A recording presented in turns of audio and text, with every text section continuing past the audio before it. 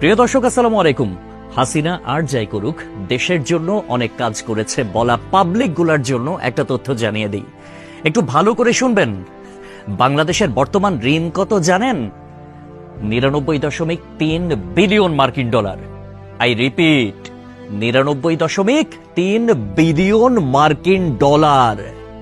আর গত বছরে পাচার হয়েছে কত জানেন? 94 বিলিয়ন মার্কিন ডলার। হিসাব করে দেখলাম, তিনি যেই টাকা পাচার করেছেন সেই টাকা দিয়ে মাত্র 697টা মেট্রো রেল, 397টা স্যাটেলাইট আর 36টা পদ্মা সেতু বানানো যেত।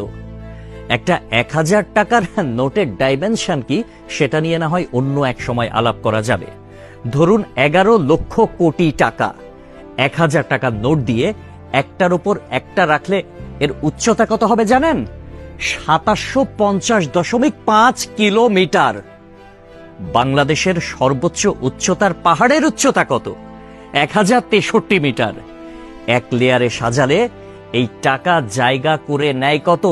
124.76 বর্গ কিলোমিটার। আর ঢাকার সাইজ মাত্র 306 বর্গ কিলোমিটার, চট্টগ্রাম 155 বর্গ কিলোমিটার। এই দুই বিভাগীয় শহর বাদে বাকি সব বিভাগীয় শহর এই টাকা দিয়ে ঢেকে দেয়া যাবে। পাশাপাশি যদি বসান তাহলে লেংথ হবে কত জানেন? 1782349.6 কিলোমিটার। এক কথায় আমি সংখ্যাটা বলতে পারলাম না, আপনারা একটু ক্যালকুলেটরে হিসেব করে নেবেন, মানে ক্যালকুলেটরেও ধরবে বলে মনে হয় না। পৃথিবীর পরিধি কত? 40,000 কিলোমিটার। এই টাকা পাশাপাশি বসিয়ে পৃথিবীর পুরোটা 44.5 বার রাউন্ড দেয়া যাবে, মানে ঘোরা যাবে।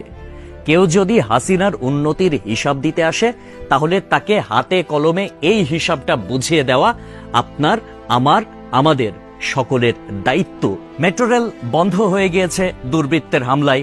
এটা ঠিক করতে 1 বছর সময় লেগে যেতে পারে, ন্যূনতম, মানে কমপক্ষে 1 বছর সময় লাগবে এটা বলা হয়েছিল। এটা ঠিক করতে বাজেট ধরা হয়েছিল 300 কোটি টাকা। অথচ 2টা স্টেশন বাদ দিয়ে খুব সহজেই মেট্রো রেল চালু করা যেত, কিন্তু সেটা করেন নাই তার সঙ্গপাঙ্গরা। কারণ খেতে হবে, বেগম পাড়ায় টাকা পাঠাতে হবে, বেগম পাড়ায় বেগমরা গিয়ে ফুলে ফেপে উঠবে, তারা আরামসে দাস দাসী নিয়ে দিন কাটাবে। এইটার জন্য এত টাকা বরাদ্দ করা হয়েছিল। কিন্তু শেখ হাসিনা পালিয়ে যাওয়ার পরে এখন আমরা জানতে পারছি মেট্রো রেল চালু হতে আর মাত্র কয়েকটা দিন বাকি। তাহলে বোঝেন ব্যাপারখানা। আমাদের শিরা উপশিরা থেকে শুরু করে রন্ধ্রে রন্ধ্রে প্রত্যেকটা জায়গায় এই রকম চুরচামারির অভ্যাস।